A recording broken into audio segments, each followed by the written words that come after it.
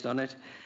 So I think you are already aware of the messages that we have, and in addition to that, we have issued a press release today, a joint press release, which is based on our report. So I don't want to repeat myself, and I think since we only have half an hour, it's probably better to go straight into the questions and answers, but of course Dorothy may have some opening remarks.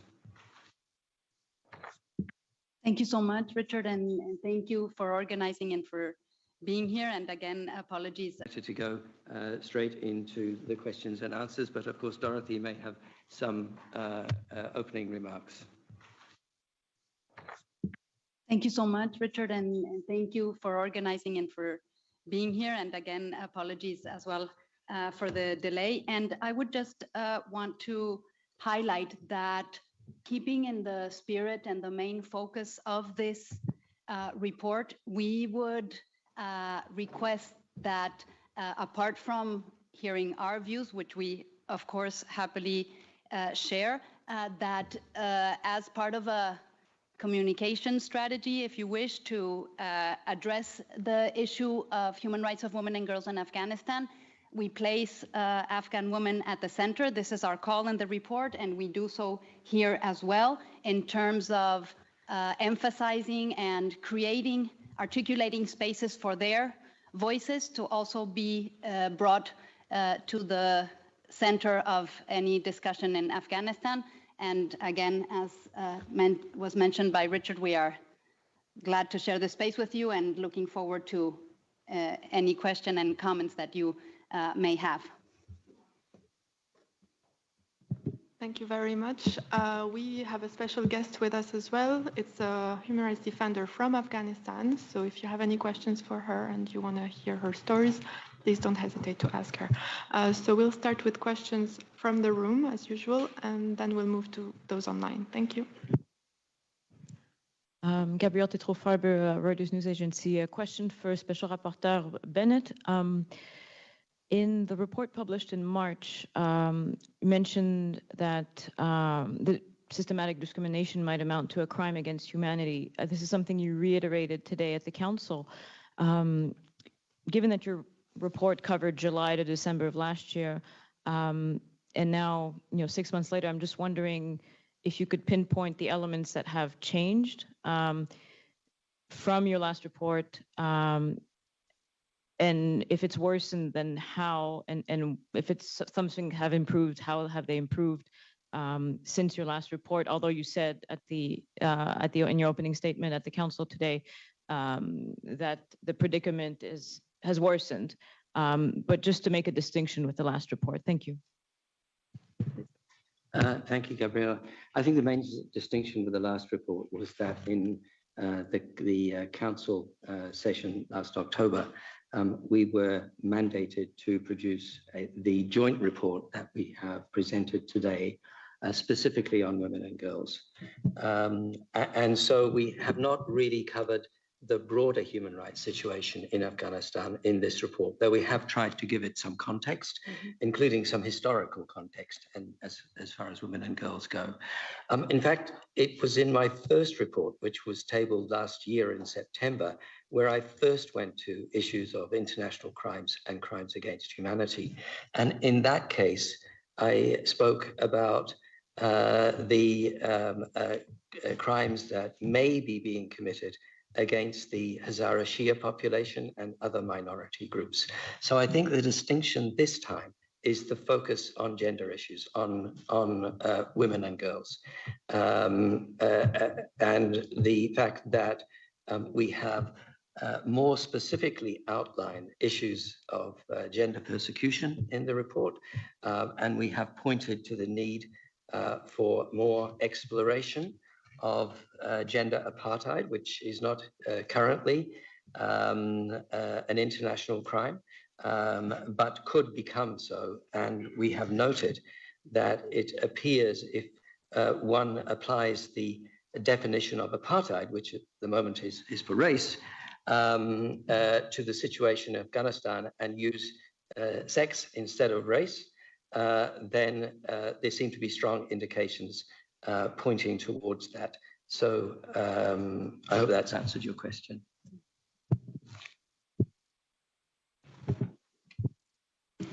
Thank you. I think we have 2 more questions in the room. Yes, good afternoon. My name is Paula. I'm with Geneva Solutions.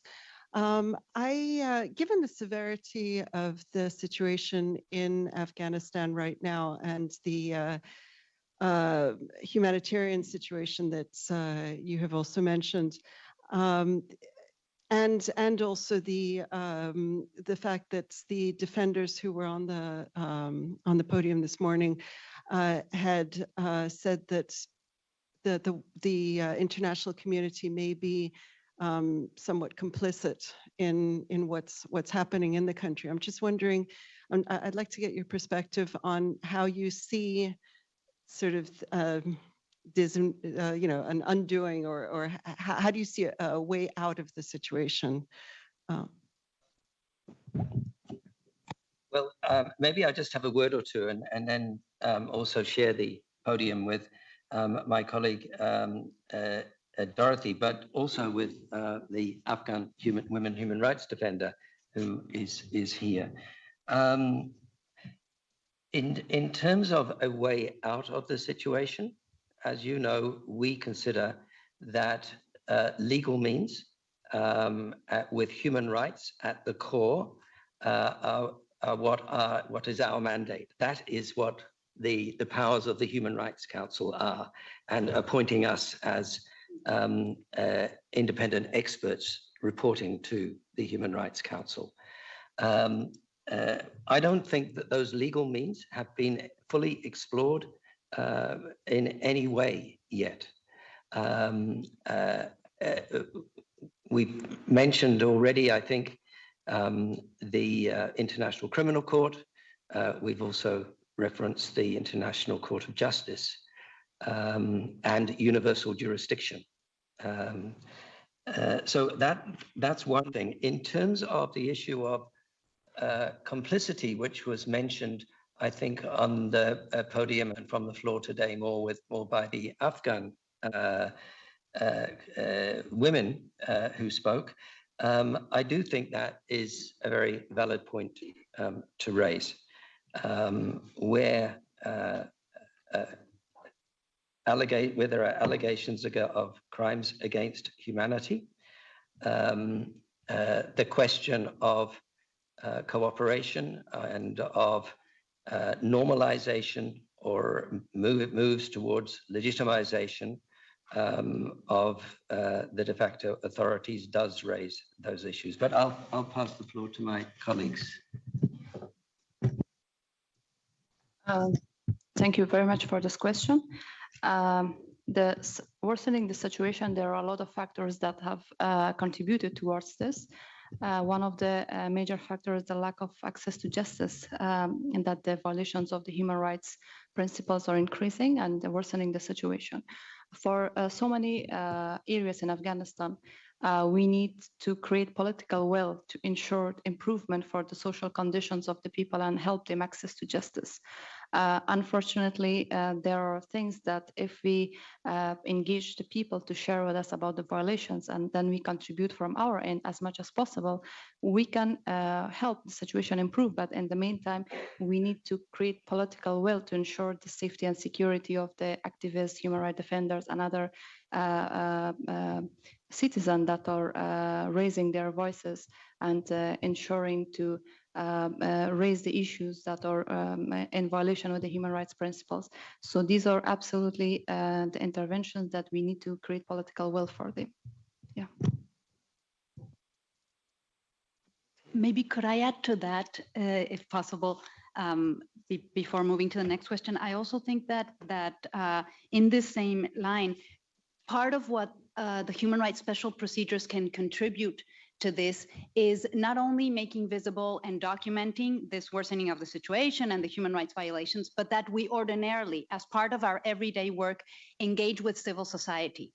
So this dimension of bringing in the voices in this concrete situation of women and girls is not alien to what we already do. So it's not only a technical investigation process, documentation, collection of evidence, it's really bringing into the design methodology and outcome the voices of women and girls, which is why I think it's so relevant that this specific instruction by the Human Rights Council was to focus on the human rights of women and girls, not only because we have to do that always, because it's the half of humanity, so any consideration on human rights anywhere has to bring half of humanity to the table, but also because specifically in the case of Afghanistan, we know that this is a central tenet of the Taliban's policy, right? How to exclude women and girls from public life. So then it is doubly necessary to bring their voices not only to the table, but back to the table, and to really privilege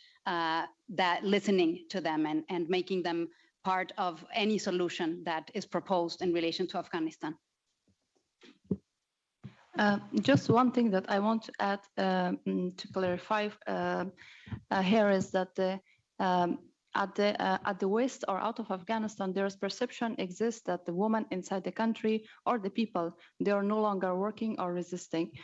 There are women that are working both in the NGOs, and they are activists. They are working to contribute towards improving the situation. This working doesn't mean that we have to protest on the street because it's not safe. And this means that we are encouraging the dialogue with Taliban, continuous dialogue with Taliban, peaceful. We are looking for peaceful solutions, peaceful for the country and peaceful for the citizens who are living inside the country, which is very much important. And we are also contributing towards these peaceful solutions. And we don't want any intervention that can worsen the situation. The situation will go beyond the control of the humanitarian actors as well. We absolutely want interventions for sure, but those interventions should be absolutely consultative with the people of Afghanistan, particularly those who are living inside the country, because ultimately they are the people who are bearing the consequences of the decisions concerning their future. And we are looking for peaceful solutions and peaceful engagement. Thank you.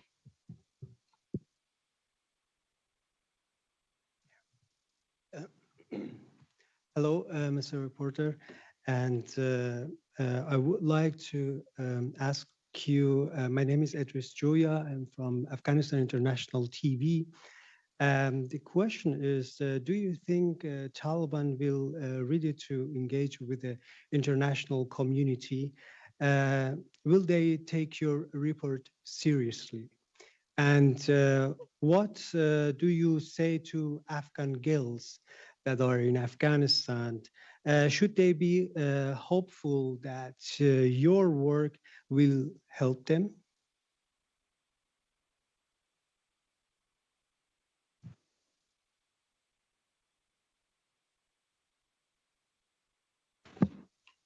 Thank you. Will the Taliban take the report seriously? Probably not. This is the reality. Still, there is always an element not only of hope, but of possibility. Human action is, to a certain extent, unpredictable. We see so in the fact that nobody knew, or probably few people knew or anticipated, that what happened in August 2021 would actually happen, or in that way, or in such a rapid occurrence. So there is always an element of unpredictability in human behavior and reaction. And of course, several disciplines have studied this. I think the challenge now is how to make the content of the report and any of these proposals, as Madina was saying, that are done in consultation with the Afghan people and Afghan women, how does that convert into triggering change and to triggering this engagement, this persuasion, this pushing the de facto authorities to actually see that it is for the benefit of their own society to do this, that this is for the respect and protection of human rights of their own people. But we know from historical background that this is probably not easy, that this is not something that will happen overnight. And this is where I think, again, the support of women-led organizations on the ground in Afghanistan is crucial, because we know, not only in Afghanistan, but in any country in the world, that for human rights changes to be sustainable in time, you have to create a human rights culture, that the best guarantee for the respect of human rights of persons is in the awareness of obligations by actors who have those duties. How do we create that? How do we build those links? And this is a work that takes a long time, as we know here from previous work from the Independent Human Rights Commission and from all the people that are still working there. So, of course, one report in and of itself is obviously, it's not only not enough, but it's one minuscule element within this broader ecosystem of how you build human rights in a society. What would we say to Afghan girls? I would say only one thing, maybe, that we are not going to forget you.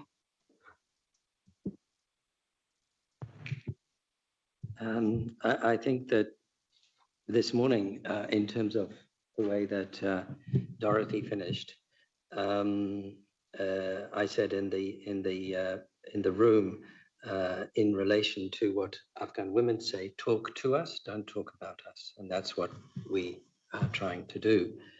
There's another slogan, nothing about us without us. And I think that also applies. In relation to your question, we have different audiences. You'll note that the report makes recommendations, certainly to the Taliban de facto authorities, but it also makes recommendations to the international states, to the member states and to the UN. I wouldn't expect that there would be an immediate breakthrough.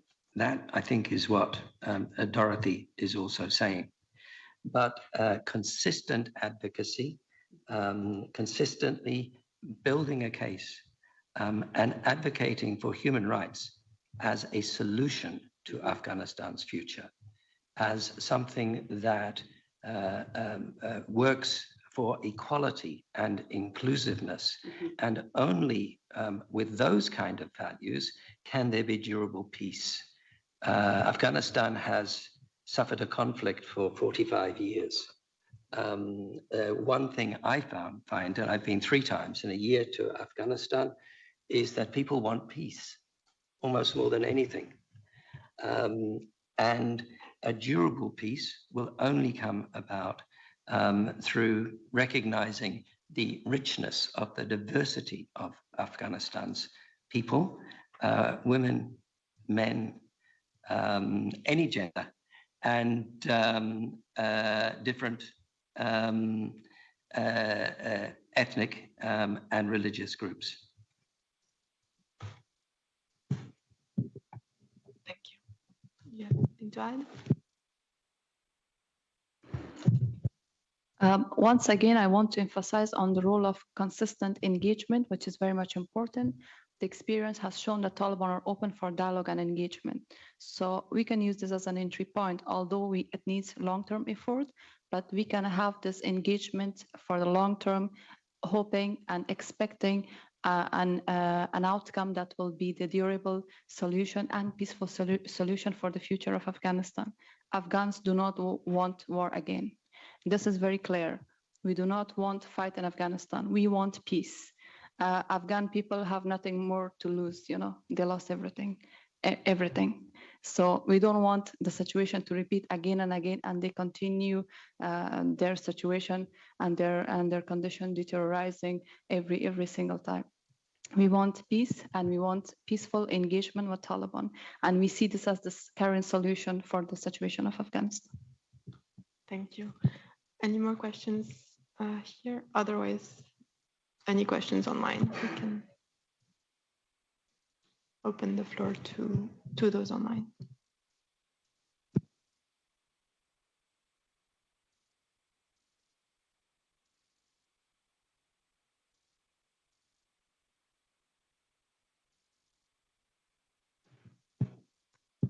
Any more questions in the room?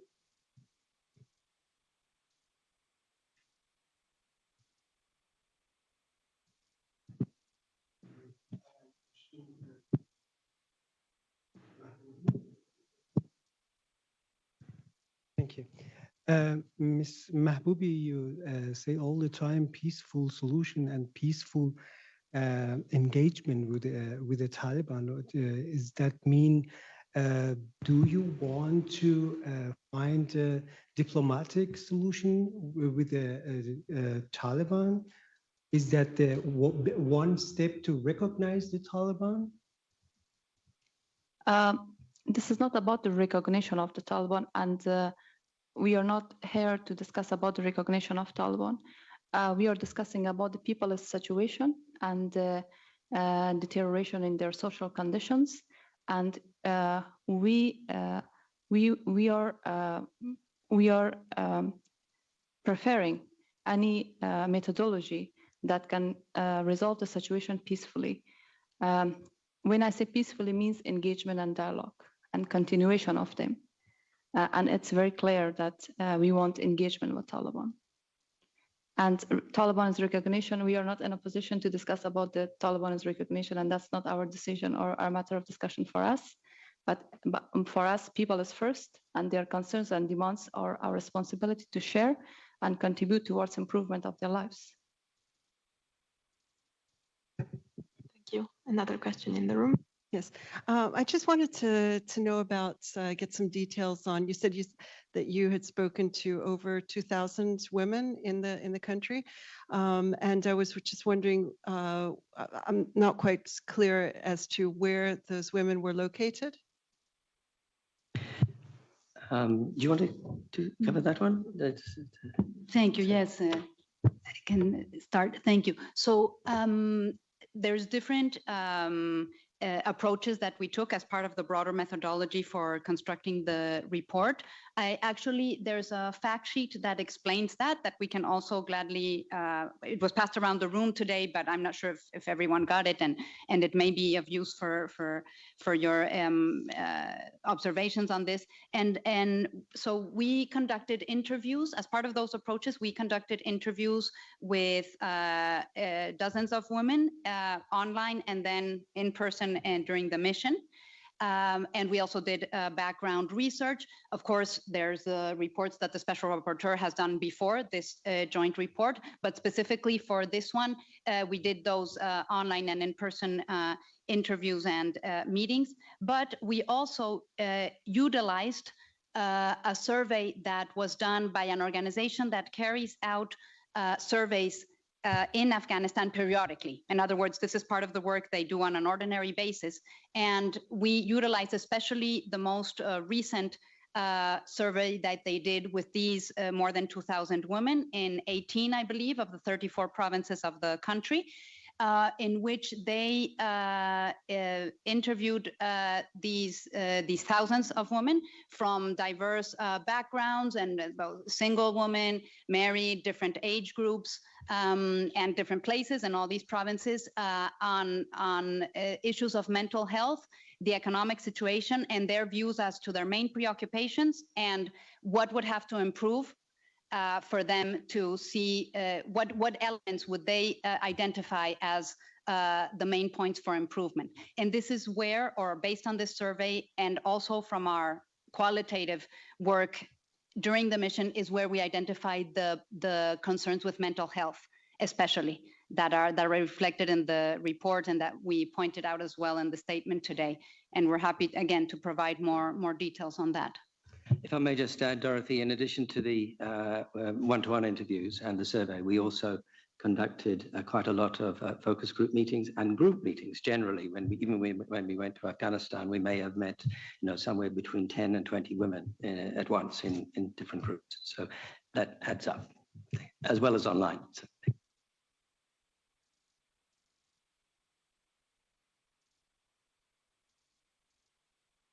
Could I just mention one other thing, because it's kind of related, because we've been talking all the time about women, and of course this is the women and girls, that's the focus, but we did also actually reach out to men.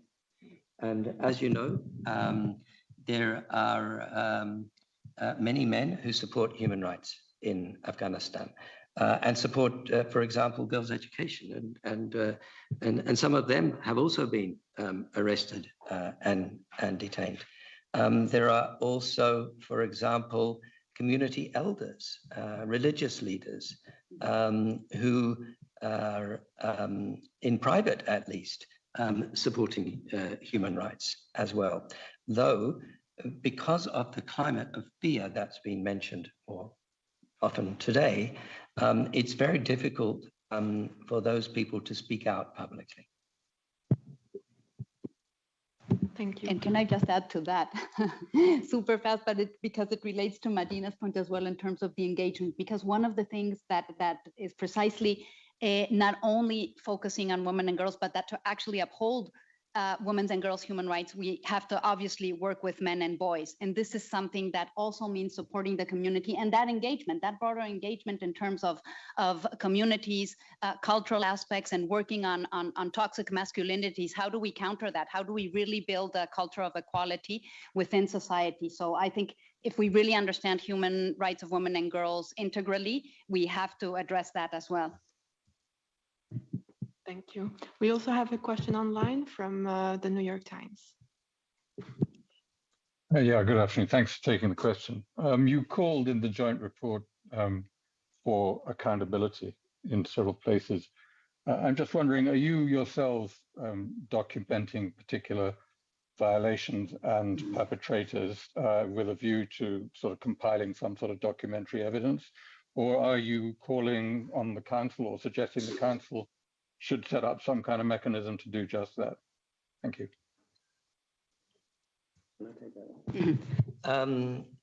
Yes, last year in October, my mandate was given additional responsibilities by the council to document and preserve information about human rights violations in Afghanistan. This came on top of the original mandate, which talked about seek, receive, examine, and act on information.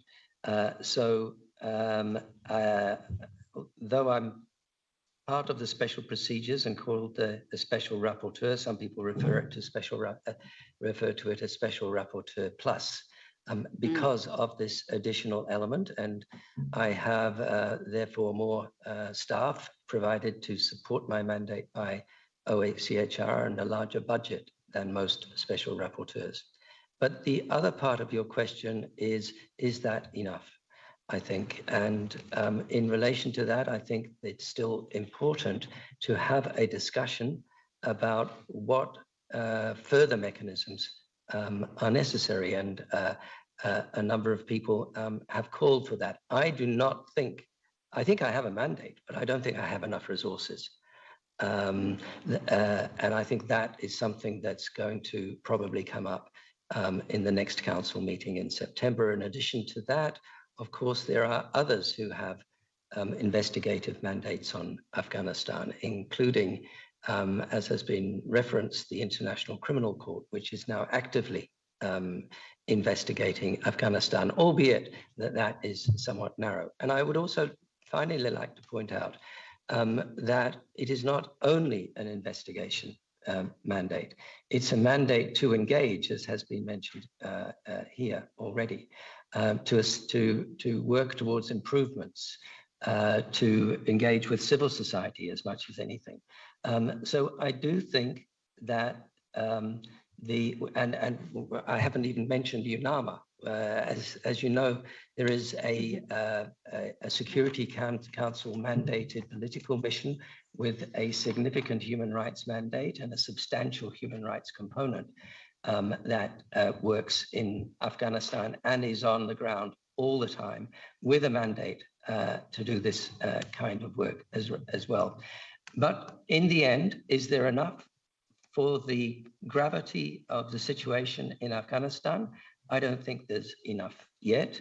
But I think what further thought needs to be done is what is going to add value to the existing mechanisms that are here now, and what is the aim of accountability? Is the aim of accountability documentation? Is it some prosecutions, or are there broader aims, including reparations, including memorialization, truth-seeking, which go beyond the criminal accountability that many people may think of first.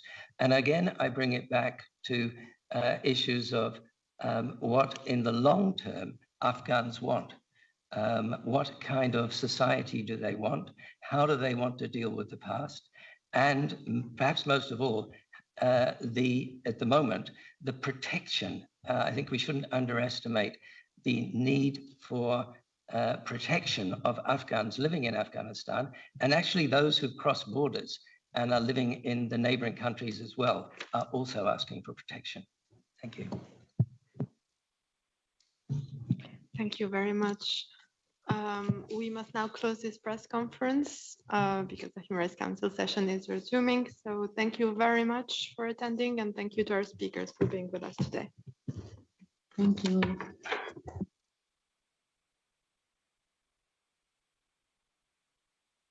Recording stopped.